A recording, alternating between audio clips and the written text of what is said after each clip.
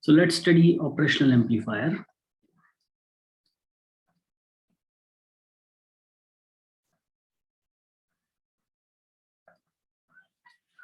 The symbol for the operational amplifier can be drawn like this. It has two terminal, and for the inputs, this is terminal number 1, this is terminal number 2, and this is the terminal number 3. So this is our output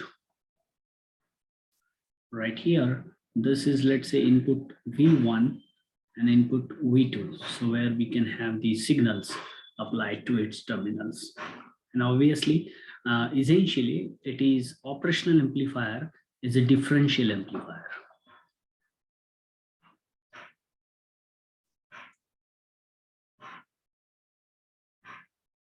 So what does it mean? It amplifies the difference between the two signals, that is VID, and VID is the difference between the two signals. So we can write V1 minus V2. So this terminal is the plus terminal, which is called as non-inverting terminal. Another terminal is indicated by a minus sign. It is inverting terminal right here. And we can have this supply voltages plus VCC and minus VEE right over here. So output voltage, which is right over here, VO can be represented as V1 minus V2 multiplied by some amplification gain A, because this operational amplifier will have a certain gain as we've seen in the amplifier module. So that difference of the inputs, difference between the inputs, which is VID, will be amplified by certain gain indicated by A, and that would be output signal. So we can write here VO would be A times VID, where VID is the differential inputs.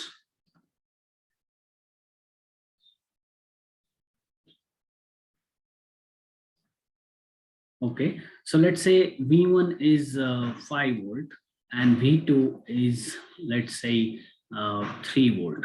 So that's how we have. So we can write that, and the gain of the amplifier is 10. Okay, so VO can be written as 10 multiplied by 5 minus 3. Okay, so it would be given as 20 volt.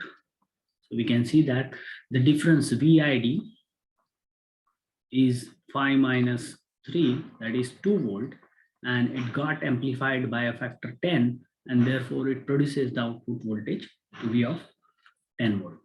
So there are some properties of the operational amplifier. For instance, ideal properties.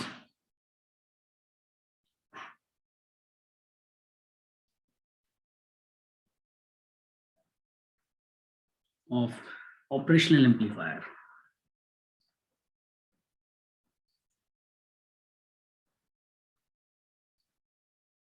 So it says that we can call the operational amplifier from here onwards as op-amp. Okay, and it is called operational amplifier because it performs many operations, whether it's mathematical or logical. We'll see. It could be simply amplification, first of all. Then it can perform addition, subtraction, okay, and so on. There are many operations that it can perform. So we'll see that. So properties that we can write over here, the properties, it has ideally infinity gain, infinite gain. It could be a voltage or current gain, as we've seen in the amplifier model. So what it means is that even the smallest of the difference VID will be amplified to an output voltage with a large output voltage. All right. So even if we have a, let's say, microvolt difference between the input, this is a microvolt or say millivolt, and the output voltage of the amplifier would be in terms of volts, several volts. So that's the advantage, infinite. But in practice, we'll see that the gain is not infinite, rather it is a finite value. Second, it has an infinite input resistance. All right, so we say A is the gain, and the resistance would be indicated by Ri. Okay, so let's see the symbolic representation for the amplifier. What we see here is the symbol of the operational amplifier, and then there are these two terminals that we see here. Let's say this is terminal number 1, right over here is terminal number 2, and we have voltage input V1, voltage input V2, and this is terminal where sign is positive. This is the terminal where sign is negative. And what we have here is the output voltage VO at the terminal number 3. And we have, of course, the power representation plus VCC and minus VEE. And operational amplifier draws the current ICC and IEE from these two power supplies. All right. So what we can write here, we understand that the inside of the operational amplifier, we can draw the equivalent circuit, which is Ri, which is the input impedance or input resistance of this operational amplifier.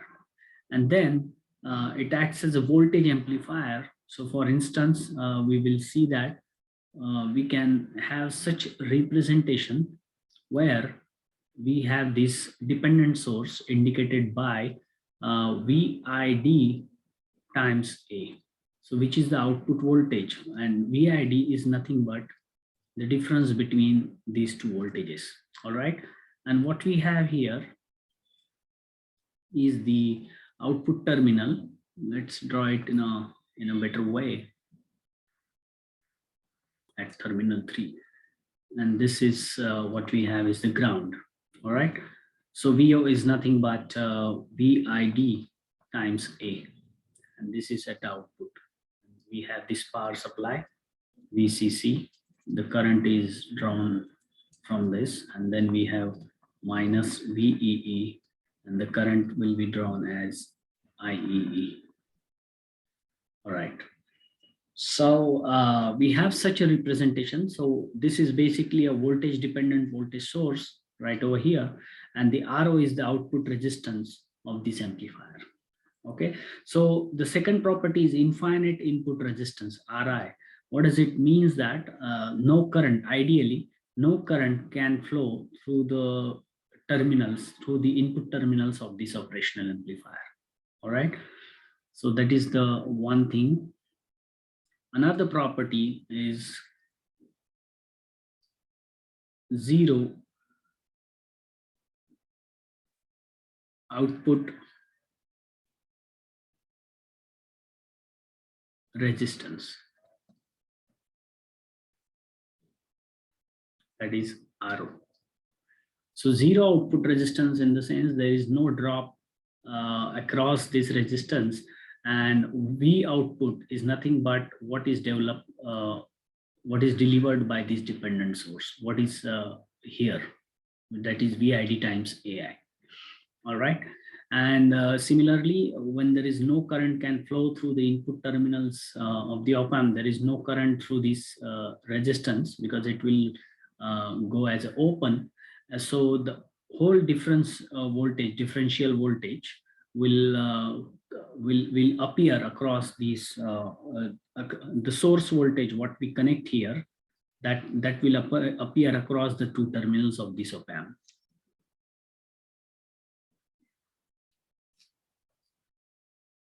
All right. And then next one is you have this zero common mode gain.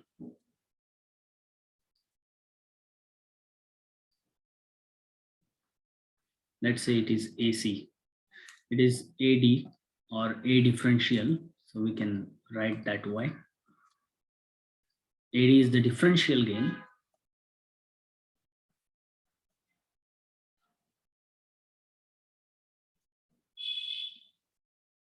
and AC is the common mode gain.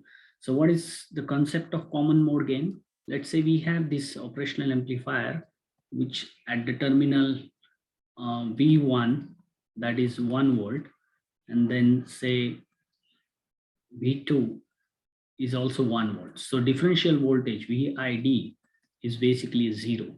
So the output would be 0, right? Because VID is 0.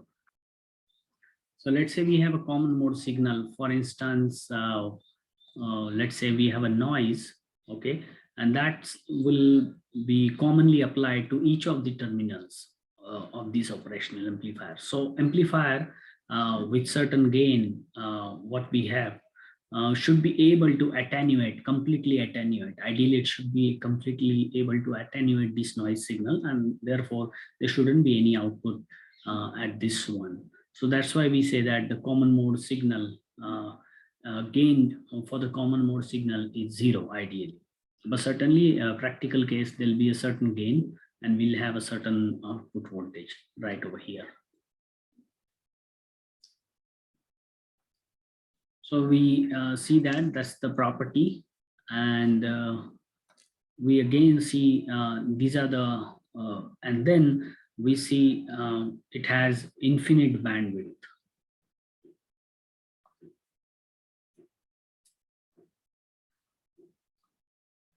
All right, so we have bandwidth B. So it means it will amplify with all signal frequency with a constant gain. Ideally, it should be like that, but we'll see that in a practical case, the gain is always finite for certain range of frequencies, and thereafter it drops and it attenuates after certain frequency. So it essentially has this kind of frequency response that we'll see.